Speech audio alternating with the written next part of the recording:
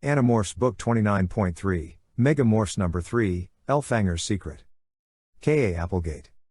Prologue. Erst Elfangor Serenial Shamtel was done with war. Sick to death of it. He had caused the Yeerk infestation of his own prince and created the abomination now called Visser 3. He had been unable to save his friend and fellow Erst Arbron, now trapped forever in the body of a Taxon. Disaster piled on disaster. Failure on failure. Now he was done with it all. He had escaped to the planet called Earth along with Loren, the human he loved. He would morph to human. Live as a human. Get lost amid the humans. Maybe even somehow, someway, find happiness. But he still had possession of the greatest weapon the galaxy had ever known, the Time Matrix. The Time Matrix could travel backward through time the way a Z spacecraft could travel through space. It gave the person who controlled it power beyond imagining. A person traveling backward could rewrite history. Using the Time Matrix, entire species could be exterminated. More than exterminated. They could be made never to have existed. It was too much power to trust to anyone. Especially, Elfangor thought bitterly, a failure like him. The Time Matrix was a sphere, taller than a human. Destroying it was physically impossible. But it could be hidden. For a while, at least. He found an empty place. Nothing but trees. Using only the equipment available to any human, he dug a hole and rolled the device into it. He covered it. And then, he morphed to human. 2 hours later, he was no longer an Andalite. He was trapped. Human. Human forever, no longer a part of the vast war raging between Andalite and Yeerk. He was free. Or so he thought. Many years later, he returned to the same spot. Desperate enough to try to use the Time Matrix. The spot had become a construction site. This time, there would be no escape. His time ran out. Just a few yards from the machine that could have given him all the time in the world. Chapter 1, Tobias. My name is Tobias. In the history of Earth I may be the strangest creature ever to live. I mean it. You have to look at mythology to find anything as weird as I am.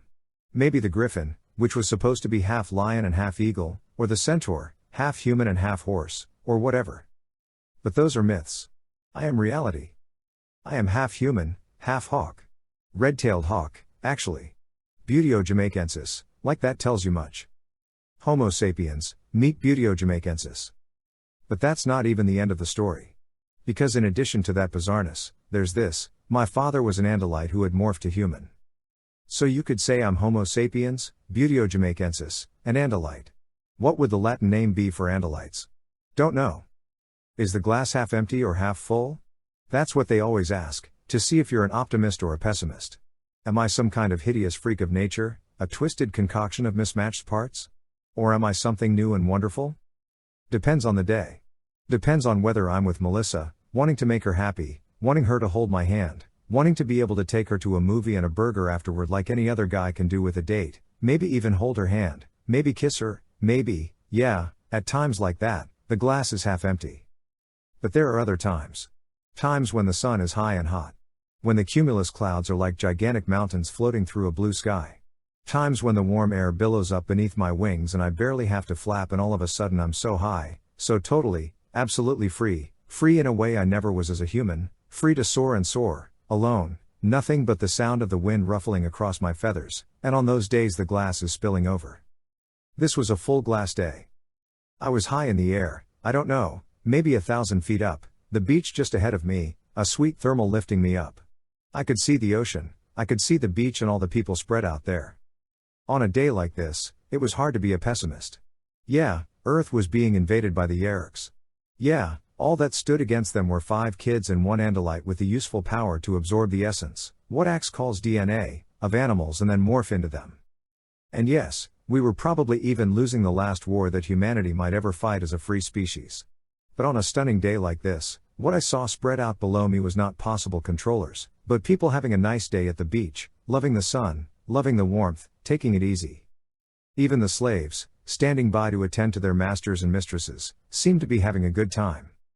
Chapter 2, Jake. Tobias came swooping in through the open hayloft. It's clear, he reported. I gave him a slight nod of the head. But I didn't acknowledge his presence beyond that. Cassie's slave girl was still in the room, cleaning out the cage of an injured and very vocal goose. And as Cassie is always reminding us, the fact that a slave may not be as bright as a regular person does not mean they can't tell tales. This particular slave was mostly deaf, which of course partly accounted for her status. But Cassie claimed the girl was otherwise reasonably smart. Cassie grabbed the girl's arm to get her attention, then, enunciating very clearly, said, "You can go now, September 12." "Yes, mistress," the girl mumbled in her guttural, barely understandable speech. "It came out yeth, mithrith." She turned and left the room. Melissa looked up at Tobias and winked. "Been out flying? You know it. The way the weather has been lately? I wouldn't miss a day like this." Axe arrived a moment later. Marco was with him. "So, what's up?" Marco demanded. "What's this meeting about? Don't you realize I have important stuff going on? I lead a busy life." "Really?" Melissa asked naively. Melissa has never really gotten Marco's sense of humor. "Marco, are you hanging out with your imaginary friends again?" Tobias asked. "Excuse me, but I no longer need friends, real or imagined. I was playing Pong. My dad bought one for us. It's so cool. Even my mom was into it, which, in a way is sad, because seriously, who wants to be doing stuff with their mom?" "Be nice to your mom," Tobias said. "She'll probably end up being your prom date someday." Everyone laughed. Except Axe, of course, who had no idea what a prom was. Or why it would be funny to have your mom as a date. "He's not one of us. So what can you expect?" "We have information from the Chi," I said. That made Marco groan. "Swell. Trouble. It always is. You know, Eric never contacts us to say, 'Hey, let's have fun.' It's always, 'Hey, how would you all like to go and get yourselves killed?'" "What does Eric have?" Melissa asked. "He has information that the Yeerks are putting together a new front organization. This one, unlike the sharing, is aimed at a very specific target." "What target?" Axe asked. "Our troops," I said. "Especially troops being sent to the war in Brazil." Cassie made a skeptical face. "Why would the Yeerks want to make controllers of troops heading toward the jungle? What do they care whether we wipe out a bunch of primitives?" "It's not the war they care about," I said. "It's that things are tough for our boys down there, and I guess harsh conditions like that make it easy to get recruits. I mean, you're in the jungle, right? You figure how much worse could life get? But most of the troops survive the war, they come back home, and the Empire rewards them with homesteads, slaves, cars, and so on. Lots of times they get jobs in government or else stay in the army. Suddenly the Yeerks have another one of their own in a position of power. What are we supposed to do about it?" Melissa asked. "That's thousands of miles away." I shrugged. "I don't know. But what are we supposed to do? Sit around while the Yeerks destroy the war effort? Let the jungle rats continue to take up valuable land that we need?" "Yeah, it would be a pity if some of the primitives escaped alive," Cassie said. I shot a look at her. Had that been sarcasm? She smiled blandly. I had long suspected that Cassie might have slightly radical tendencies. A lot of blacks did. Blacks and a lot of Jews, although not in my family. My dad was a certified patriot of empire. Still, if you had any Jewish blood in you at all, you had to be extra careful so no one thought you were a radical. I knew Cassie was soft-hearted toward her own slaves. But I'd never heard her make any kind of subversive remarks about the war. I'd always just assumed she was sentimental. Even now, it was impossible to be sure what her tone of voice meant. I'm not very good at that kind of thing. I'm a mostly straightforward kind of guy. It might have been an innocent remark. Or not. I felt my stomach churn. We couldn't denounce Cassie as a subversive. We knew for a fact that the Triple S was heavily infiltrated by Yeerks. Denounce her to the Triple S and we might as well just turn her over to the Yeerks, and then all was lost. What was I supposed to do? I intercepted Marco's gaze.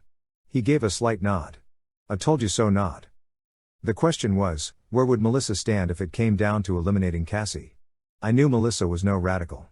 But she was Cassie's best friend, despite being white. I shook my head, trying to focus. The Yeerks, they were my problem. Not radicals. If the human race survived the Yeerks, we'd have all the time in the world to round up the radicals and take care of them. In the meantime, I gave Cassie a blank look, not acknowledging what she might have meant. We have to try to deal with this. Personally, I don't want a world filled with primitives any more than I want a world filled with Yeerks. Jungle rats and slugs, Marco said with a laugh. Now there's a nice world for decent people to live in. Wonderful. Wonderful, I love it. The voice was unknown. I spun around, ready to do battle. Standing there, as though it had appeared from thin air, stood a creature who could not possibly be from Earth. It looked at first glance like the mating of a small dinosaur and a large prune. It had 2 legs and balanced its body with a stubby tail. The hands were weak, flimsy things, with too many joints. The head didn't fit with the bird-like body. It was humanoid in shape, with a narrow lower jaw and big, mocking eyes. The skin was wrinkled, like a prune. The flesh was dark, almost jet black, relieved only by green that rimmed the eyes and mouth. "Who are you?" I snapped. "Me? Oh, I'm hurt. Devastated. You don't remember your old friend the Drode?" Chapter 3, Jake. "I've never seen you before in my life," I said. "Well, no. Not in this life, perhaps." "Yeerk," Melissa said. "Some new host body." "Marco," I said. He nodded. He began to slowly morph to grizzly bear, his favorite morph. "Who are you?" Axe demanded. "Or should I say, what?" The creature grinned. "You, at least, are no different, Aximili Escaruth Icehill. Still the arrogant Andalite." "Shut up, Axe," I snapped. "I am supreme leader here. I'll ask the questions." Having put one pushy alien in his place, I moved back to the other. "What do you want?" I demanded. Out of the corner of my eye I saw Marco changing. The creature sighed. "Well, as much fun as it is to see you all this way, I suppose for us to move on I'll have to return you, temporarily at least, to your usual condition, sanctimonious, self-righteous, and utterly tedious." There was no flash of light. No bang. Nothing changed. Except that everything changed. I changed. Suddenly, instantly, I was a different person. I stared at the Drode. I knew now who he was. What he was. Whom he served. I shot a look at Cassie. Then at the girl standing beside her. Melissa was gone. Rachel was there. "So glad you're back with us, Rachel," the Drode leered. "You know you're still my favorite animorph." "What was all that?" Marco demanded mid-morph. "Some kind of hallucination?" No, the Drode said. "It is glorious reality. Big Jake, Jake the perfect leader, Jake the compassionate, nothing more than a jumped-up little dictator with delusions of grandeur who insists on being called supreme leader." "No, that was not reality," Cassie snapped. "I do not own a slave. That's sickening. What are you talking about?" "And where was I?" Rachel demanded. "I was thinking how I'd have to turn Cassie in for not approving of some war down in Brazil," I admitted. "That's not reality." "I will tell you about reality," the Drode said eagerly. "Your country is an empire, ruled by terror and torture. It has made war on the nations to the south. It slaughters peoples it calls primitives. It enslaves anyone with an IQ below 80, as well as anyone born with what you call defects. All in all, it's my kind of place." "That's bull," Marco said hotly. "I assure you it is all true. The Yeerks are within months of consolidating control. The lack of freedom among humans has made their conquest ever so much easier. Your few books, your 2 radio stations, your single television channel are all censored. Your technology is 50 years behind where it should be. Poverty is widespread, curable diseases run rampant, some women are forced to breed to repopulate the dominant white race while at the same time, in the major cities the poor and homeless are rounded up and shot." "Jake, let me take care of this little worm," Rachel said. "What's this all about, Drode?" I asked. I wasn't at all sure I wouldn't take Rachel up on her offer. "The time matrix," the Drode said. "What?" Axe's stalk eyes snapped around to stare. "That's a myth. No such device ever existed." "Oh, it existed," the Drode said. "It exists. It was found by a lowly human controller, who uses the name John Berryman. He's an actor. Not a very successful one. A lowly controller whose Yeerk was, until he lost the battle for Lyra, none other than Visser Four. And why did he lose the battle for Lyra? Why, because of all of you. Ironic, eh? What does this have to do with all that other stuff? The Yeerk, the former Visser Four, has used the time matrix. He has traveled backward in time and is changing historical events. He's rewritten the past in an effort to bring about a Yeerk victory and give himself greater power. You, the other yous, are unaware that life was ever any different. You have all been raised in an environment of delightfully ferocious oppression. It's all quite wonderful. But slavery? Some genocidal war?" Cassie said, her voice cracking. "Why are you here?" Rachel demanded. The Drode sighed. "Sadly, I am here to offer you the chance to undo it all. He spread his hands wide and smiled a hideous smile. I want to help. Chapter 4, Cassie. I laughed. You want to help? You? Meaning Kryak. Yes, it is rather puzzling, isn't it? The Drode mocked. Why would you help? Axe asked. It's all part of a deal. My master, the great and glorious Kryak, and your friend, the simpering, meddling nitwit called the Elemist, have a deal. Neither of them really approves of a mere Yeerk possessing the most powerful device in galactic history. In other words, this time matrix could endanger Kryak himself, Marco translated. The Drode laughed. Don't be a fool. Nothing threatens great Kryak. However, one doesn't want mere baboons blundering about with time matrices, does one? Who knows what harm they might do? Oh, sure, it's all fun and games when they end up starting genocidal wars or engendering race hatred. Yeah, what's more fun than that? Rachel said dryly. But who knows what other damage a fool with such power may do? Kryak could grab the time matrix himself, Jake said. He has the power. Well, the Drode said. Kryak and the Elemist were to humans what humans are to ants. Nearly omnipotent creatures. One evil. One good. Perhaps. We could never be entirely sure. The rules, Tobias said. That's the problem. The rules of the game between Kryak and the Elemist. Neither trust the other with the time matrix.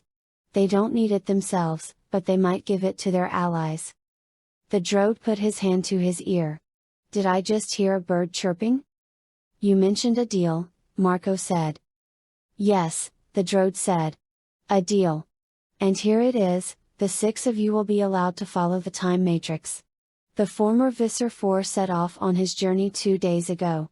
You will be translated back to that point and then the quanta that make up your atoms will be tuned. Yes, that's a good word for simple minds to comprehend. You'll be fine-tuned at the subatomic level to resonate with the movements of the time matrix as it travels through time. Your own memories and personalities will, of course, be buffered. Protected against changes. Resulting in what effect? Axe demanded. Resulting in the effect that, like an echo, you will follow the time matrix. It plucks the chords of time and you reverberate. He stopped and shook his head in admiration of his own words. Brilliantly explained, eh? That's the deal. Jake asked. That's it? There's something else, isn't there? I asked the Drode. The Drode laughed. Oh, yes. There is something else, little Cassie. Cassie the killer with a conscience. Kill 'em, then cry over 'em. That's our Cassie. What's the something else? I repeated, not letting the evil little creep see that his words had hit home. My master Kryak has demanded a price. A payment. A payment. Aha, the Drode said in a parody of coyness. What? One of you, the Drode said. You can attempt to save your reality, put everything back where it belongs, in slavery, replace tyranny with democracy, millions of lives saved, let freedom ring, glory hallelujah in exchange for one, single life. A life? I asked. The life of one of you.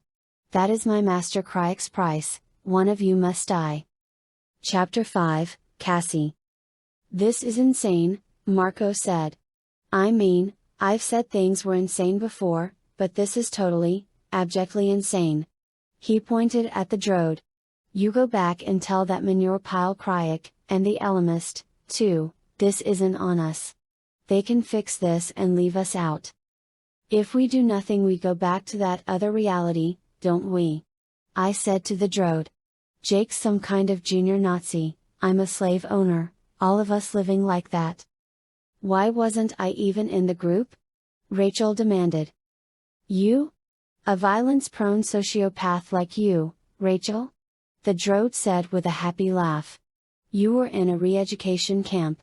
This world has little room for bold, aggressive females. You were being taught your place. Say what? My what? Suddenly, around the Drode's wrist, an oversized watch appeared. You all have to decide, the droid said, holding up the watch. 2 minutes. Tick tock, tick tock. Then all goes back to what it should be. Tick tock. He was gone as suddenly as he had appeared. My place? Rachel muttered, not quite believing the word. No one teaches me my place. Okay. 2 minutes. Visser Four is running around the past messing up the future. I don't think there's much question that we have to do this, Jake said. Prince Jake, Axe said, have you forgotten that there will be a price to be paid? The life of one of us. Jake nodded. No choice. Too much hangs on this. Millions of lives versus one? Not even a question. Bull, Marco said. This isn't our fight. We sit this one out. Rachel rounded on him. What? And I go back to some re-education camp? And slavery is back? And we're murdering natives down in the jungle or whatever? I don't think so. I can't believe even you could be this much of a weasel. But Rachel was wrong. It hadn't dawned on her yet, or maybe on the others. But I know Jake. There was only one life that Jake would trade away like this. Marco, too, knows Jake very well. There was a history between Jake and the evil force called Kryak. It was Jake, more than any of us, who destroyed the Howlers and saved the escort, 2 terrible blows against Kryak. Jake assumed that he would be the one to die. Marco had seen this instantly. He wasn't arguing in favor of the awful future we'd seen. He was arguing for the life of his best friend. We're just going to let it all happen. Rachel went on, in full outrage mode. All we just experienced? Slavery? Censorship? Wars? Secret police rounding up the homeless and Pong? Marco interrupted, breaking her momentum. Look, don't be stupid. This could just be an elaborate trap. Anyway, how do we exactly fix the past? I mean, exactly? Does one of you have a history book stored away in his head? How do we fix history if we don't even know how it's broke? It was Axe who answered. Whatever Visser Four is attempting to do, we undo it. Hey, it isn't that simple. Where do you think Visser Four is going to go to change history? He's going to wars, I guarantee you. Killing and dying. And how do we know it isn't our own actions in the past that caused all this? Time travel, Tobias muttered. Too much to get a human brain around. Too complex. Too many possibilities. Okay, look, time is short. It's down to a vote, Jake said.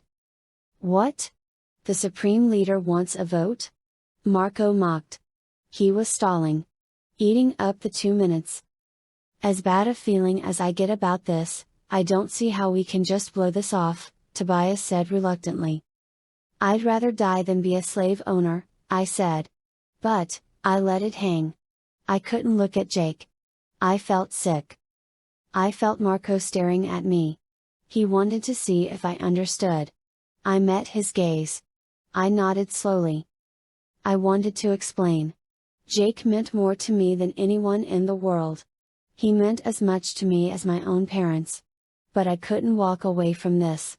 The society we'd just glimpsed. No. Whatever the price we paid, we had to stop that. Marco smiled a small, sad half smile, accepting my verdict. I will go where Prince Jake leads, Axe said. Also, I would very much like to see the time matrix. Someone's going to teach me my place? Yeah, right. Let's do it, Rachel said, laughing at her own swagger. Marco? Jake asked. Here's my vote, we go home and watch TV. 50 channels, there's gotta be something on. Jake shook his head. I don't think so. The droid said there was only one channel in that reality. One? Marco asked, sounding shaken. One. Well, then Visser Four is my meat. Unanimous, Jake said, smiling in amusement at Marco. Marco turned away from Jake. The grin disappeared. He looked like he wanted to cry. Our eyes met again. And not for the first time I realized how smart Marco is underneath all the jokes. He knew we were going to do it. He knew his best friend's life might be the price we paid. He also knew we couldn't go into this hopeless battle thinking about nothing but that single, terrible fact. I leaned close to Marco, so that only he could hear, and took his hand in mine. Kryak is not going to have him. Marco nodded. He squeezed my hand. You got that right. Okay, it's unanimous, Rachel was saying. But not till I get a chance to pack some clothes, get some things, okay? In other words, you droid piece of dog do, not yet, okay? Not yet. Not yet, she yelled. But she was yelling it to a large creature that seemed to be made entirely of steel. Chapter 6, Rachel. Not yet. It was dark. It was raining. And there was a very large man, on a very large horse, wearing very steel armor right in front of me. R-R-R-E-oo-oo. R-R-R-E-oo-oo. The horse reared up and pranced in surprise. Hooves as big as dinner plates flailed. I had appeared right in front of it. We both had. Cassie was beside me. Oh, man, I said. I knew he'd do this. I glanced around in the dark. I didn't see the others. No surprise. I barely saw the knight on his horse. A damp, sputtering campfire away through the trees cast just enough yellow light to outline the almost dainty metal boot in the ornate stirrup, the long steel shank of his thigh, the chainmail glove that gripped the reins, the elbow joint, the helmet with a pointed visor decorated with elaborate filigree. The red and gold logo on his shield. And, of course, the sword that hung at his side in a red scabbard. The Tin Man. I said under my breath. Ah? I don't think so, Toto, Cassie said. My feet were sinking into mud. And it occurred to me that sitting on a horse in the pouring rain was probably not a good time. The Red Knight was very likely to be cranky. The armored man got his horse under control. Barely. Then, he drew his sword. Schwoof? Definitely cranky. Sorcier, he roared, his loud voice muffled by the visor. What? I asked. I don't know, Cassie said nervously. I don't exactly speak French. French? He's speaking French? Like I know? Cassie said, a little shrilly. I've only had half a year. I got a B- on my last test. The knight rattled off a string of French. And then he pointed his sword right at me. I held up my hands, palms out. Chill, I said. No problem here. Just a couple of wet girls from the future out for a walk. Nice meeting you, we'll just be on our way. No problem, eh? Where are the others? Cassie wondered. Anglaise. The knight shouted. Hey? I know that word. It means English, Cassie said, sounding pretty pleased with herself. Anglaise. Espions? Spy. Cassie translated, nodding her head like she was proud. Espions? Espionage. Spies? English spies. That's what he said. I swiped my hand back over my forehead to get some of the water out of my eyes. It didn't work. I looked at Cassie. You know, Cassie, when he says English spies, I don't think it's exactly a compliment. À moi. À moi. The Red Knight yelled, still holding the sword toward me.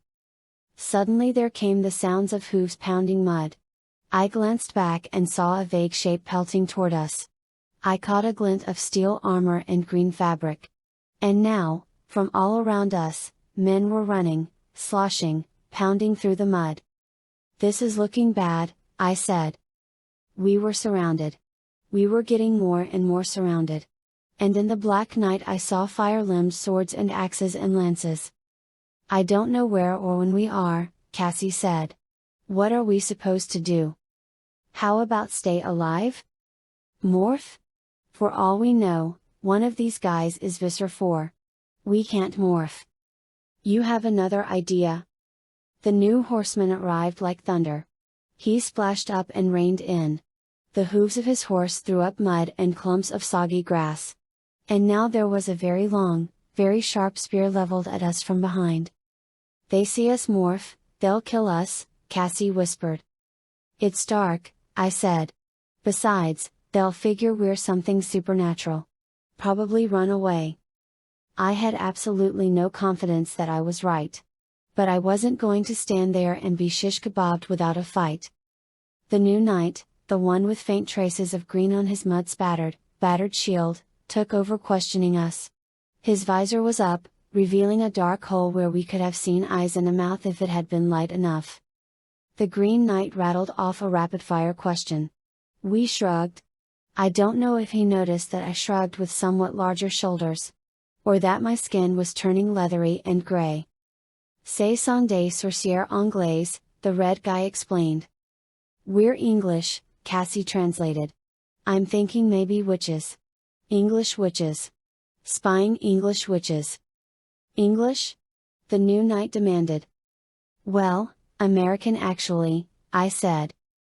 "Yes, we're English," Cassie jumped in, speaking pointedly to me. "Totally English, Rachel, because what would a couple of Americans be doing here in France in the past, right? Back when people still wore armor and stuff? I don't think so." "Ah. Right. English," I agreed, though my voice was thickening as my tongue began to grow in my mouth, and my upper lip melded into my nose and began to grow. "Rachel," Cassie said. "You're not." But I was. And right then, the French guys noticed.